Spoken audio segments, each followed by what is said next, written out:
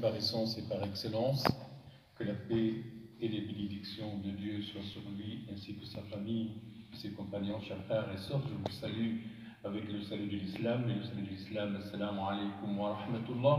Le thème de ce serment tourne autour de la lecture du Coran et sa méditation. Louange à Allah qui a fait descendre sur son serviteur Mohammed le livre.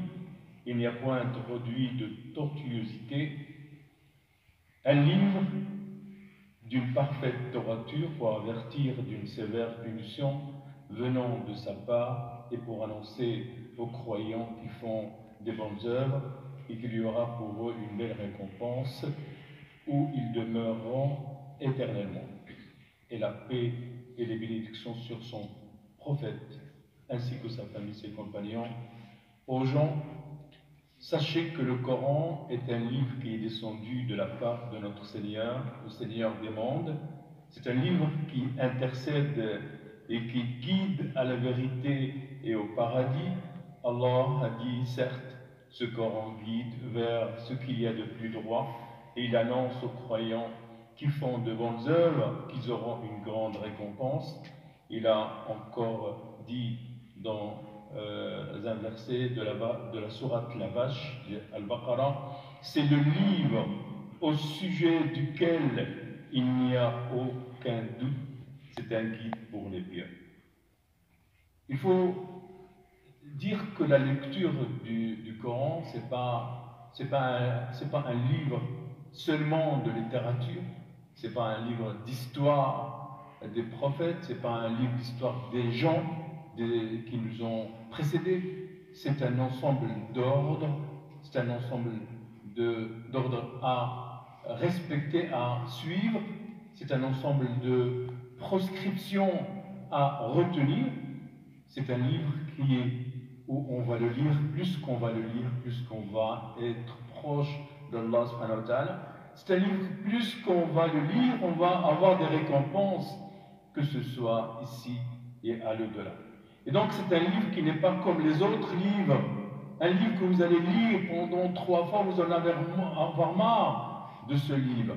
Mais ce livre, plus que vous soyez proche de sa lecture, plus que vous le lisez, plus que vous avez envie d'être proche de ce livre. C'est un livre où seulement regardez ce livre, vous allez avoir des récompenses.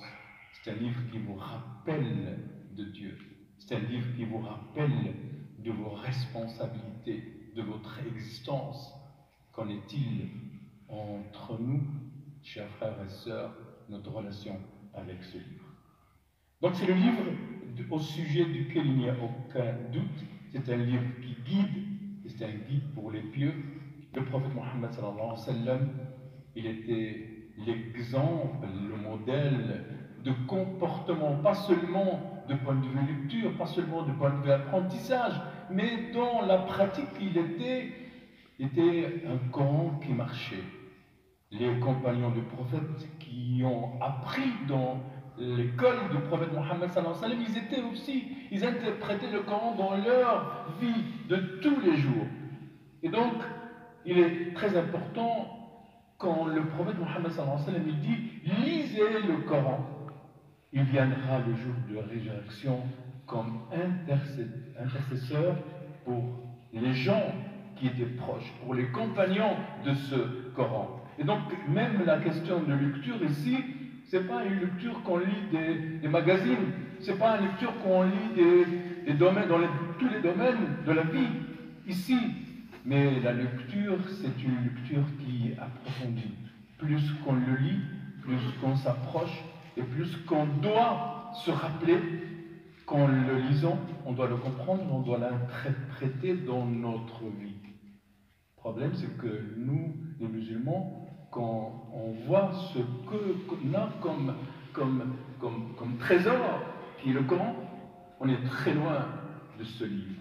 Il est là, dans la maison, mais rarement des musulmans qui lisent et qui se rappellent d'avoir un wird, une connexion, une relation très intrinsèque avec ce livre. On peut lire éternellement des livres et on devient des encyclopédies ambulantes, mais on ne donne pas beaucoup d'importance de ce livre. Chers frères et sœurs, celui qui veut avoir et doter une fin heureuse, une bonne clôture, il doit lire le Coran, et pas seulement une lecture qui est superficielle, mais une lecture qui est de profondeur. Ce livre doit le méditer, il doit appliquer selon les moyens. Othman ibn Affan, qu'on appelait Bin Nourayn, parce qu'il était marié avec deux filles du prophète Mohammed sallallahu alayhi wa sallam, il a dit, si nos cœurs ils étaient purifiés, on ne serait jamais rassasié de la parole de notre Seigneur.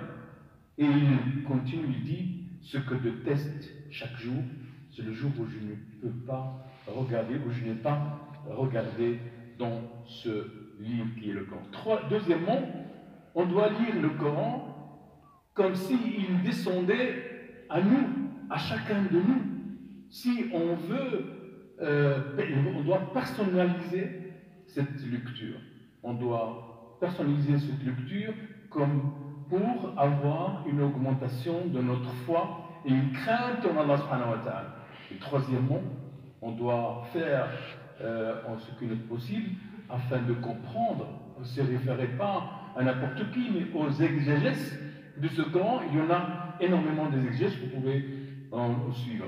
On doit aussi, comme dit notre imam, il y a des gens qui peuvent lire énormément, ils sont, comme je l'ai dit, des encyclopédies. Ils ne maîtrisent même pas la lecture de la Fatiha. La Fatiha, c'est la mère du Coran. C'est la prière, il n'est pas valable si on ne lit pas parfaitement la sourate al-Fatiha. La Fatiha que les gens ne maîtrisent pas, et ils ne font pas un effort d'aller apprendre auprès des gens qui sont experts dans la matière. Et donc, il est très important de faire un effort, de maîtriser la lecture en psalmodiant, en respectant les règles de la lecture. Le Coran, chers frères et sœurs, c'est une voie de guidance, c'est une voie qui nous guide aux vertus, il nous guide à la droiture, il nous guide à la fin pour qu'on aura, Inch'Allah, une bonne fin. Qu'on soit, chers frères et sœurs, des gens du Coran, des gens où on emplit notre vie. Ça ne veut pas dire qu'on doit délaisser, on doit être des ascètes, on ne doit pas s'intéresser aux gens et aux affaires mondaines de tous les jours. Non, mais on doit cadrer tout ça par le Coran, par la proximité du Coran et par la proximité de Allah subhanahu wa ta'ala, puisque le livre, il est descendu de la part de notre Seigneur au prophète Mohammed sallallahu alayhi wa sallam, à notre communauté musulmane. Allah subhanahu wa ta'ala, il a dit, si nous avions fait descendre ce Coran sur une montagne, tu l'aurais vu s'humilier et se fondre par crainte d'Allah. Et ces paraboles, nous les citons aux gens afin qu'ils réfléchissent. Nous sommes une communauté qui réfléchisse. Est-ce que nous donnons de l'importance, de la proximité, de la connexion, comme on se connecte dans les réseaux sociaux? Tout le temps, on est devenu additif à ces réseaux sociaux. Est-ce qu'on donne de l'importance? À un moment donné, on doit réfléchir. Et je vous laisse réfléchir. Est-ce que ce livre, en le laissant tomber, on est devenu plus libre, plus plein de quiétude? Est-ce que le fait que le livre aussi, est-ce qu'on est proche et on est arrivé à quelque chose de plus symbolique, de plus suprématie par rapport à cette foi?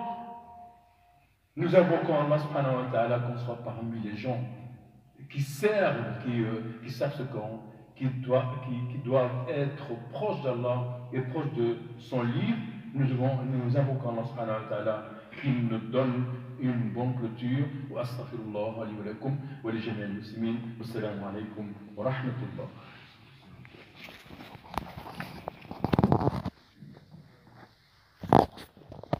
de